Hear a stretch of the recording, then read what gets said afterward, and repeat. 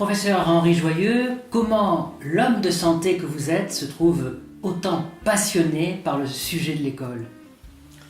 Ce sont les familles qui m'ont fait comprendre l'importance, non pas seulement de l'école, mais des relations entre les familles en général et les enseignants. Et je me suis rendu compte qu'il y avait des problèmes, de difficultés, un peu de défiance. Et lorsque j'ai été moi-même père de famille, je me suis rendu compte avec nos 6 enfants combien il était important de soutenir les professeurs. Évidemment, le gosse, quand il rentre à la maison, il critique, il dit celui-là on le chahute, celui-là on le chahute pas, celui-là ceci, celui-là cela. Mais avec mon épouse, nous avons toujours veillé à ce que le professeur soit respecté. Et quand il y avait un problème, on n'avait pas peur, surtout mon épouse, elle avait plus de temps que moi pour cela, et j'avais confiance, de voir les professeurs pour discuter avec eux, qu'est-ce que c'est qui ne va pas, et ceci et cela. Bon. Mais ce qui m'a permis de me rendre compte de ce qui se passait dans les écoles, c'est lorsque j'ai obtenu l'agrément de l'éducation nationale pour le mouvement que je présidais au niveau national, ce mouvement qui s'appelait Famille de France, Famille en France, que j'ai présidé pendant 12 ans. Et je me suis battu pour obtenir cet agrément, et je dois dire que j'ai eu des difficultés avec les différents ministres de l'éducation nationale, donc j'ai dû les rencontrer, j'ai dû aller les voir, les collaborateurs, et je me suis rendu compte du nombre de fonctionnaires qui étaient là pour, je dirais, bloquer les situations, pour freiner les dossiers, pour les mettre au-dessous d'un tas de dossiers comme ça. Il a fallu que je me batte auprès d'un directeur de cabinet, parce que moi, quand un ministre me dit quelque chose, je n'ai pas besoin d'une signature. Et le ministre qui a eu le courage de nous donner l'agrément, ça s'appelle comme ça, l'agrément éducation nationale, c'est comme ça, François Fillon, il faut le reconnaître. Bon. Et quand j'ai eu cet agrément, bien évidemment, j'ai pu partir dans les écoles publiques et dans les écoles privées avec cet agrément pour parler aux enfants d'un sujet qui m'est apparu, qui me sont apparus des sujets de plus en plus importants, la santé, l'affectivité et la sexualité. Parce que nous étions dans les années 1982 déjà. Et j'avais, en tant qu'homme de santé, suivi des jeunes atteints par le sida et que j'ai accompagné plus d'une centaine d'entre eux vers la fin de la vie. Et ça a été un choc très progressif parce que chaque fois que je me posais la question, mais pourquoi ce jeune, il meurt-il du sida? Et j'en parlais avec mon épouse et j'en parlais avec des amis, tout ça. Et la conclusion, c'était, il meurt certes d'un virus, mais pourquoi ils attrapent le virus? Comment se fait-il qu'ils attrapent le virus? Tout simplement parce qu'ils n'avaient pas une information correcte sur tout le domaine de l'affectivité et de la sexualité. Les deux étant liés, le cœur et le corps. Or, c'est vrai que quand un jeune arrive à la puberté, nous sommes des hommes, il y a des femmes, quand on arrive à la puberté, il se passe des choses dans le corps, des modifications très importantes au niveau hormonal, au niveau psychologique, tellement qu'aujourd'hui, un homme comme Marcel Ruffo, qui est un grand spécialiste de la pédopsychiatrie, vous dit la puberté psychique est aujourd'hui souvent préalable à la puberté physique. Ça veut dire que l'enfant n'a pas encore un corps, je dirais, qui a passé la puberté, qu'il est déjà dans sa tête, dans son psychisme, dans une évolution pubertaire. Bon. Mais le problème, c'est que comme le corps n'est pas en symphonie avec l'esprit, ça fait des décalages, ça fait des ruptures, ça fait des difficultés. Et on voit des enfants qui sont en 6e, en 5e, qui vous disent qu'ils sont amoureux, ils sont éperdument amoureux, et puis les parents mangent ça comme du pain béni, et puis on va inviter la petite dont le fiston est tellement amoureux, ou inversement. Parce que les parents, en réalité, ils sont en train de valoriser auprès de leur enfant l'amour que cet enfant a. Et il ne s'agit pas de nier l'amour que l'enfant a pour un autre, qui n'est pas un amour, qui est une attirance. Et c'est là qu'au fur et à mesure de l'évolution de mes rencontres avec les jeunes, je me suis rendu compte combien il était important de leur faire distinguer 3 mots qui commencent par un A. L'attirance, l'amitié et l'amour. Alors je leur dis, voilà, il y a un espace, l'espace de l'attirance. Toi, garçon, cette fille, elle te plaît. Elle est blonde, elle a les yeux bleus. Puis 1 heure après, tu en vois une autre, elle est brune, elle a les yeux verts. Bon, tu ne sais pas laquelle qui te plaît le plus, mais c'est normal. C'est normal. Bon. Et ça, c'est un espace de l'attirance, elle t'attire. Bon. Et puis, il y a celui de l'amitié. L'amitié, c'est souvent en groupe. On joue au football, on joue au rugby, on joue à ceci, à cela, on fait de la musique. Ce sont des groupes de musique. C'est le groupe qui fait qu'il y a de l'amitié qui se crée entre eux. Et dans ce groupe où il y a de l'amitié, il y a parfois des attirances qui sont présentes. Donc, on a un espace de l'attirance, un espace de l'amitié, puis il va se passer des choses entre, par exemple, on va prendre l'exemple le plus fréquent, un jeune garçon de 13 ans, 14 ans, 15 ans, une fille qui est dans le même groupe de musique, par exemple, eh bien, l'un est attiré par l'autre. Les autres le sentent, ou ils en parlent. Bon. Et à ce moment-là, qu'est-ce qui se passe? Il se passe qu'il y en a un des deux qui se dit « j'ai envie de dire un secret à l'autre ». Et je leur explique que quand ils sont avec dans la tête cette idée « je vais dire un secret à l'autre », quel que soit le type de secret, qui pour nous adultes peut être une banalité absolue, mais qui pour l'enfant est quelque chose de très important, de secret, quand dans sa tête il commence à se dire « j'ai envie de dire à Julien ou à Sébastien ou à Julie, etc. un secret », tu rentres dans un espace qui est celui de l'amour. Mais attention, l'amour c'est une construction. Et la phrase la plus fréquente que les jeunes ont retenue de toutes les rencontres, j'ai vu plus de 500 000 jeunes dans les écoles de France, de Belgique, de Suisse, de langue française, la phrase la plus fréquente qu'ils ont retenue, quand je les revois plus tard, où ils me disent « Ah, je vous ai entendu dans mon école, regardez, je suis marié, voilà mes enfants, etc. » Cette phrase est la suivante. L'amour, c'est une construction. Et une construction, ça demande du temps.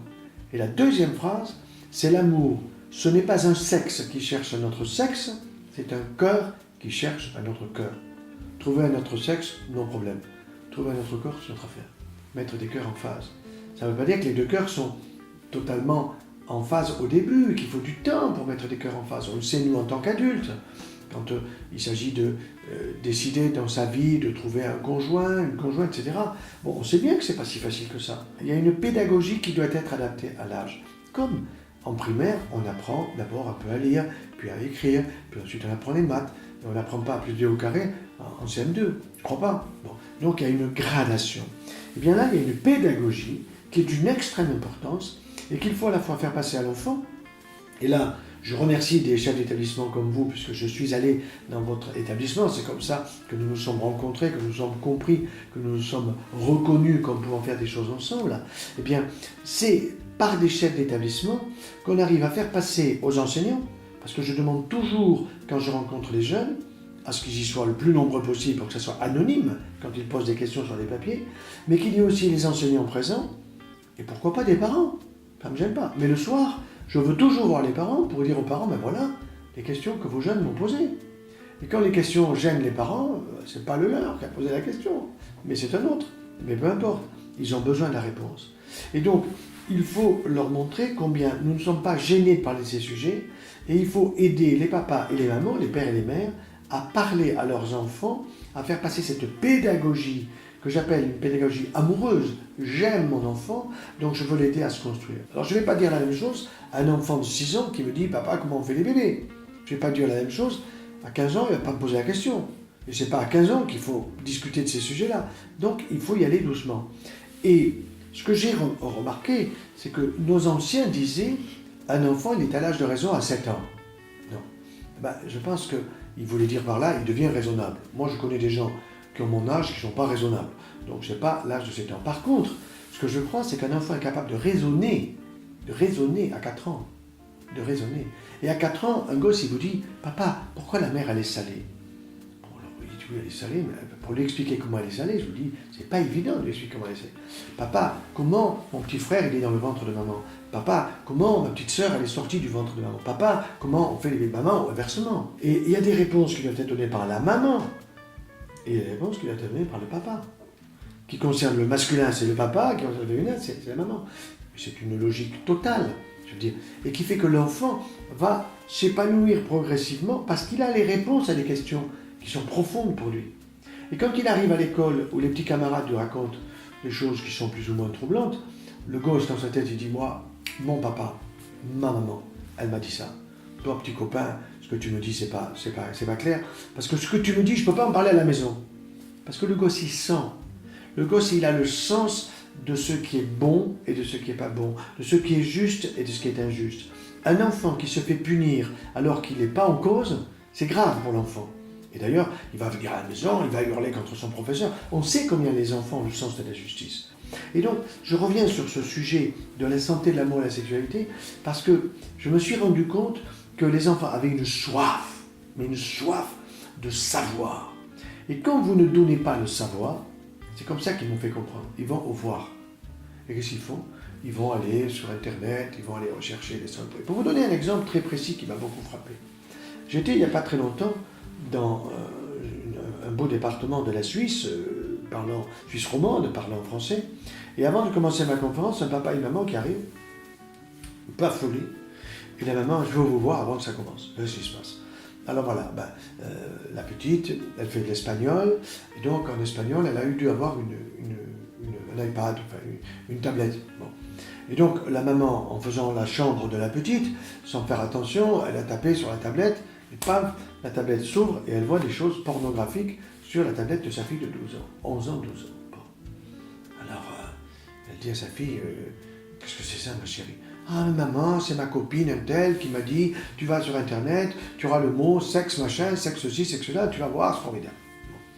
Alors sa maman lui dit, non mais ça va pas, qu'est-ce que c'est ça, tout ça? Et ce qui est très important, vous allez voir, c'est la réponse de l'enfant. L'enfant qui dit, maman, je ne peux plus m'en passer. C'est la mère qui dit ça. Ça veut dire que l'enfant dit à sa maman avec beaucoup d'honnêteté, maman, je ne peux plus m'en passer, comme je ne pourrais plus m'en passer de bonbons, d'une glace au chocolat ou de je ne sais quoi. C'est devenu une addiction. Et les parents, qu'est-ce qu'on fait? Est-ce qu'on gronde la petite? Mais non. Est-ce qu'on gronde la petite copine qui a dit ça? Mais non. Est-ce qu'on gronde les parents? Mais non. Qu'est-ce qu'on fait? On va expliquer à cet enfant qu'il y a des adultes dans la société qui ne sont pas bien dans leur tête. Il y a des adultes qui veulent exploiter des enfants. De la même façon qu'il y a des pédophiles qui peuvent esquinter des enfants, il faut faire attention. On ne monte jamais dans un ascenseur seul avec un adulte qu'on ne connaît pas. On n'accepte pas un bonbon à la sortie de l'école de quelqu'un qui va vous ramener à la maison, etc. Eh bien, il y a des adultes qui, aujourd'hui, par les médias, par les photos, par les images, cherchent à abîmer les enfants. Je pense qu'il y a une pédagogie à faire passer aux enfants dans les écoles et qu'il faut qu'il y ait des gens extérieurs à l'école, comme je l'ai fait grâce à cet agrément Éducation nationale, pour pouvoir faire passer les messages aux professeurs. Et ce qui m'a beaucoup frappé, c'est que quand les professeurs m'ont écouté, très souvent, ils m'envoient des mails en me disant « Mon fils, je lui dis quoi? Ma fille, je lui dis quoi ?» Et je leur dis « Jamais c'est trop tard, car il n'est jamais trop tard. » Mais à quel âge faut-il commencer? Parce que c'est souvent la question des jeunes parents. Moi, je dis à 4 ans. À 4 ans, qu'est-ce qu'il faut dire? Il ne s'agit pas de dire à 4 ans, je vais te dire comment on fait les bébés. Il faut que la maman, parce que c'est la maman, elle doit dire « Ma chérie, mon chéri, je vais t'expliquer ce que tu faisais dans mon ventre. C'est 9 mois, c'est 270 jours merveilleux où tu étais en moi, où tu t'es construit, où tu étais un grain de sable, pas plus grand que ça, le premier jour de ta vie, pour devenir à 3 cm. On voyait ta tête, tes yeux, ton nez, on voyait bien si tu étais un garçon ou une petite fille, si tu avais, comme on dit, un zizi de garçon, un zizi de fille. On le voyait déjà, tu avais 3 mois, tu étais là, on t'attendait. Tu n'étais pas né que déjà, tu avais un prénom. Tous les frères et les sœurs qui venaient tous les soirs te dire bonsoir, qui venaient faire parfois un bisou sur mon ventre, enfin, des choses fantastiques. Et le gosse à 4 ans, il est fasciné. Et déjà, vous lui mettez en place des choses qui vont faire qu'il a confiance en papa, il a confiance en maman. Et à ce moment-là, il va pouvoir poser des questions. Et quand à l'école, il entend des choses qui ne vont pas très bien, qui ne sont pas claires, il va les ramener. Et maman va lui dire, mais non mon chéri, tu sais bien que ça c'est pas vrai, je te l'ai dit. Et la maman, comme le papa, voit où il en est l'enfant. Parce que l'important dans une pédagogie, vous êtes chef d'établissement, vous avez enseigné, c'est pas simplement ce que j'enseigne, c'est qu'est-ce qui est réceptionné. Parce que si j'enseigne une chose merveilleuse, je suis le meilleur enseignant du monde, le meilleur enseignant du monde, c'est celui qui est le mieux entendu. C'est pas celui qui dit les choses les plus belles, c'est celui pour lequel le gosse retient. Et le gosse retient tellement que ça va l'ancrer, ça va lui permettre d'être très précis, très utile, ça va lui être utile pour ce passage délicat, parce que le passage de la puberté est un passage délicat. Et ce passage délicat, nous devons le préparer dans la liberté de l'enfant. Il ne s'agit pas de lui mettre « je t'interdis ceci, je t'interdis cela », mais qu'il comprenne ce qui se passe en lui, qui est quand même d'une grande importance. Il m'arrive de voir des parents, ou même des collègues. On s'amuse, je leur dis, qu'est-ce que c'est pour toi l'âge le plus important de la vie? Alors, l'un me dit, quand je me suis marié, l'autre quand j'ai eu tel concours, l'autre quand j'ai fait ceci, quand j'ai fait cela. Bon, moi je réponds non. L'âge le plus important de la vie pour un humain, c'est l'âge de la puberté. C'est-à-dire ce changement monumental qui se passe, parce que c'est monumental, entre la petite fille qui devient jeune fille et le petit garçon qui devient jeune homme. C'est pas au même âge, ça demande du temps.